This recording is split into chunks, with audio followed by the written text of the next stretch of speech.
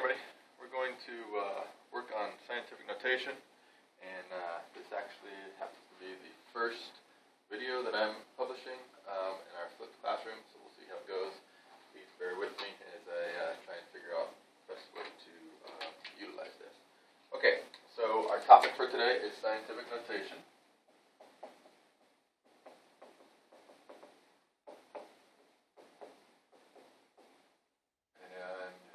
We'll do a little bit of review here, things we've been doing just before the break, and then, of course, we'll do some new stuff.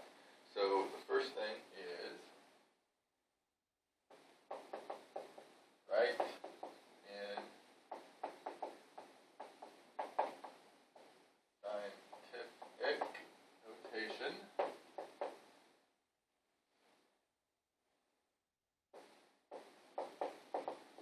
And then the problem that we'll be working on first is 2,356.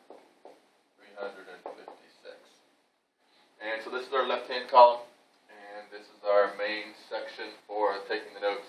And then over here will be our blue column, which we'll get to in just a minute. And as always, we still rewrite the problem a second time, so we have it in our notes section, right in scientific notation. And for this section is when we start using our abbreviations to help our note-taking go a little more quickly.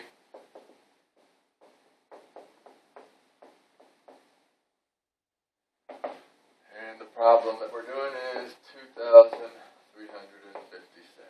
Okay, so when we look at this problem, the first thing we ask ourselves when we're trying to write this into scientific notation is, what does scientific notation look like? So that's our first question.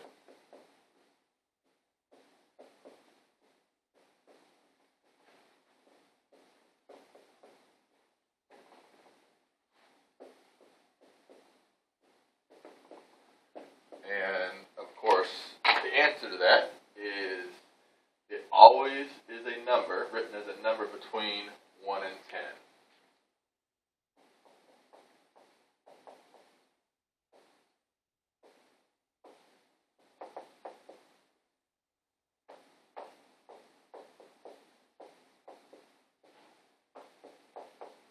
And, besides that, it also is always multiplied by a power of 10.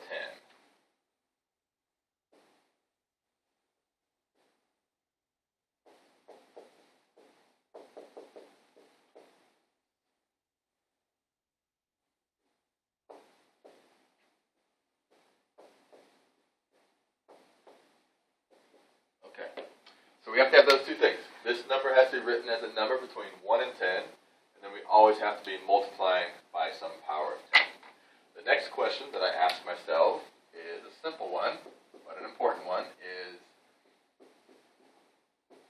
the number bigger or smaller than 1? That's a fairly simple question with an equally simple answer, and of course this number is bigger than 1. Okay, so no big deal there, but it's the next question that starts to matter. So what does that mean?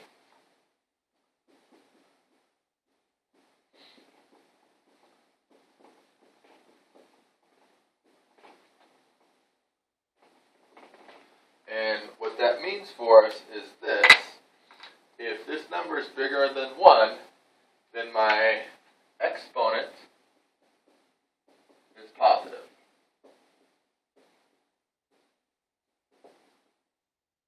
Okay, so that's all I need to know. If it's bigger than 1, then my exponent for this one's going to be positive. So now I'm going to go ahead and do the problem. So I have 2,356. And the first thing that it says is that I have to have a number. This number needs to be between 1 and 10. Okay, so it's got to be between 1 and 10. So I don't see a decimal point there, which means the decimal point is at the end of it. If I move my decimal point right here, 235 is not smaller than 10. That can't be it. If I move it here, 23.5 can't be it. I put it here, 2.35 is bigger than 1, but smaller than 10.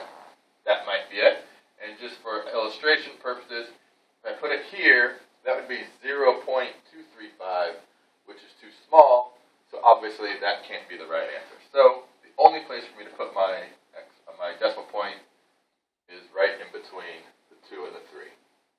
Okay, so then the next thing is, it says multiply by a power of 10. So times 10, like that. I always multiply it by a power of 10. The last thing I need to figure out is how many times did I move my decimal point. So if my decimal point started here, or started here, I moved it 1, 2, 3 times. So that number goes right here. And because this number is bigger than 1, that tells me my exponent is positive. So then that exponent is positive, and this would be my final answer. 2.356 times 10 to the 10th. Okay, let's take a look at another one here.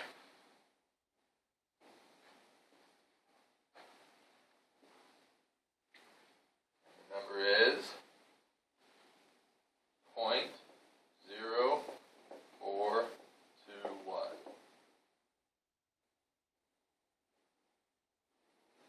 Same thing, same directions, right? Scientific notation. 0.0421. And the first question says, is it in scientific or what does scientific notation look like? And what it looks like is it would have to be between 1 and 10 and be multiplied by a power of 10. So that's what I'm going to want for this. Is this number larger than 1? And 0.0421 is not larger than 1. That's smaller than 1. So what does that mean? That means that my exponent is going to be negative. So you should have the blue column filled out. Same, solutions, answers for this problem according to the questions. So now I'm going to go ahead and do the problem. So first thing I have to do is make it between 1 and 10. So if I move my decimal point to right here,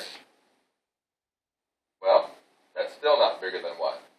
If I move it to right here, now I have 4.21, which is good. I like that, because it's bigger than 1, but smaller than 10. So my going to be 4.21. And the next thing it tells me to do is to multiply by a power of 10. So times 10 always. This actually should be green. And the last thing it tells me to figure out is, what does that mean? Well, I have to figure out how many times I moved my decimal point. So my decimal point started here. Move it 1, 2 times. So that means this number is 2. Now I don't worry about or think about, do I move left or move right? It's not how we do it. What we look at is this smaller, bigger, or smaller than 1? If it's smaller than 1, then the exponent is negative. If it's bigger than 1, then the exponent is positive. So for this one, since this number is smaller than 1, it should be a negative 2. Okay, so that is taking standard form and changing it into scientific notation. Now what we're going to do is we're going to take a look at scientific notation and change it into standard form.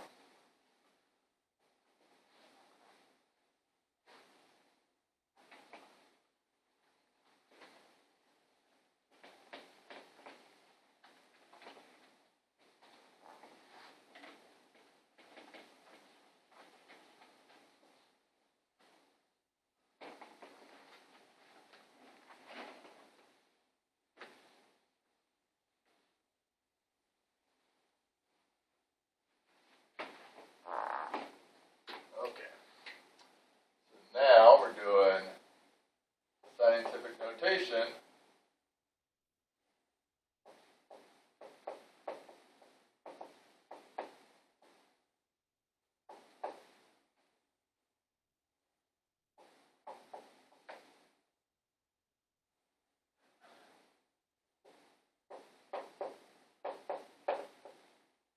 Into standard form.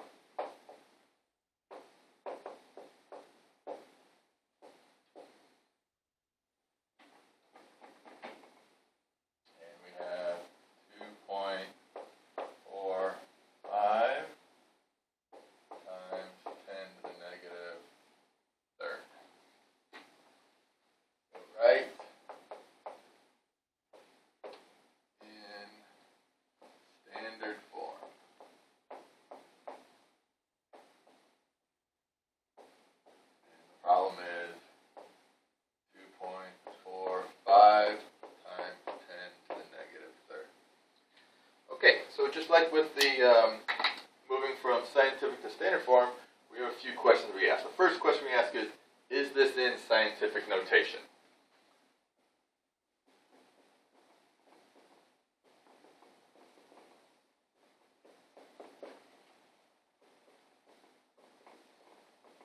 And of course, the question to this number is between 1 and 10. I like that.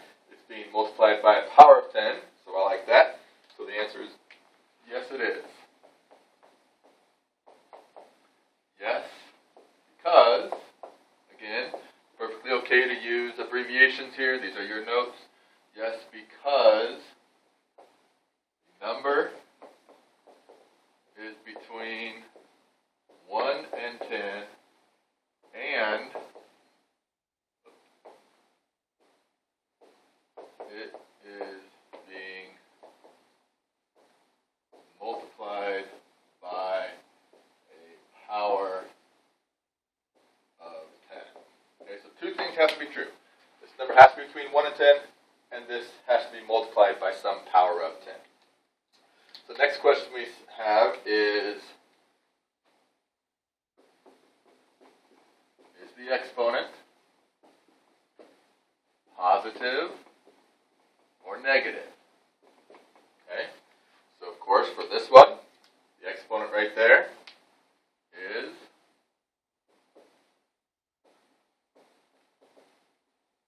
negative.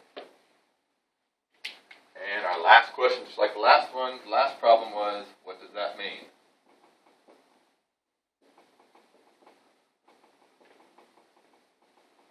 Remember, these questions in the red here are the ones you should be asking yourself. This is the ones that everybody asks themselves when they do these problems. These are the questions we want to start asking.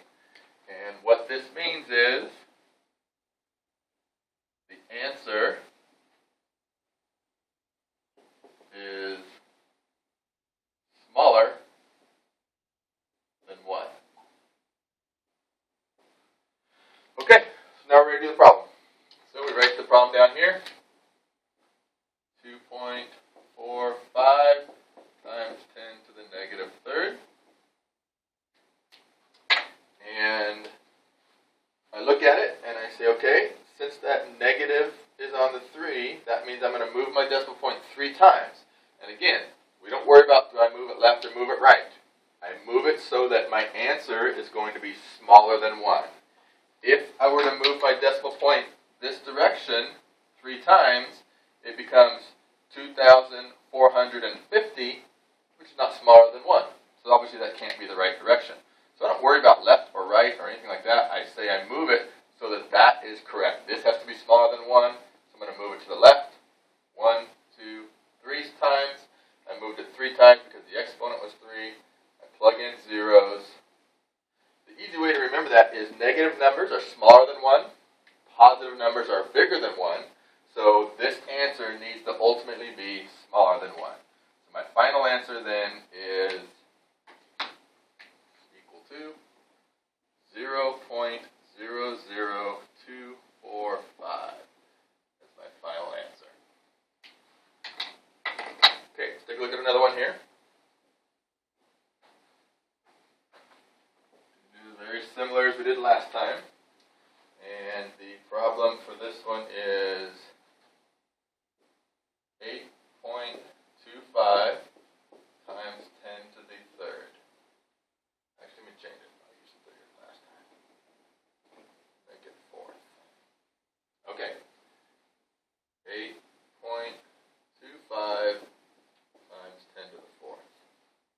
Okay, so we do the same thing. Questions that I ask myself, and you should be answering the questions in your blue columns over there. Is it in scientific notation? Is that scientific notation? Yes. This number is between 1 and 10, and it's being multiplied by some power of 10. So that's good. Is the exponent positive or negative? For this one, my exponent is the number 4, and that's a positive 4 because there's no negative sign in front of it.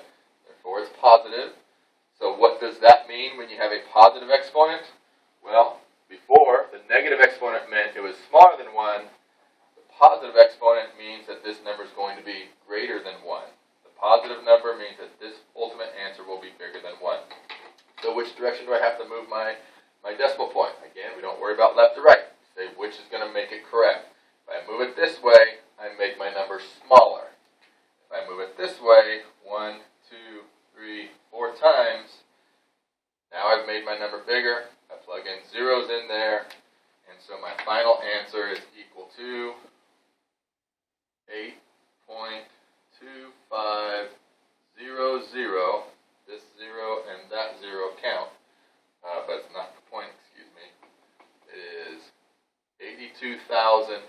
500 for my final answer. Okay, so make sure you've added extra information to your notes. If you only have what I've written on the page here, obviously you did not take very good notes. There's extra things you should be writing. I'm not sure what that is. It depends on your understanding of the problems. Make sure you have your blue columns completed as well. And then, of course, as always, we do our summaries as the last part of our homework. Have this ready for me tomorrow, and I will take a look at it. Okay, thank you very much.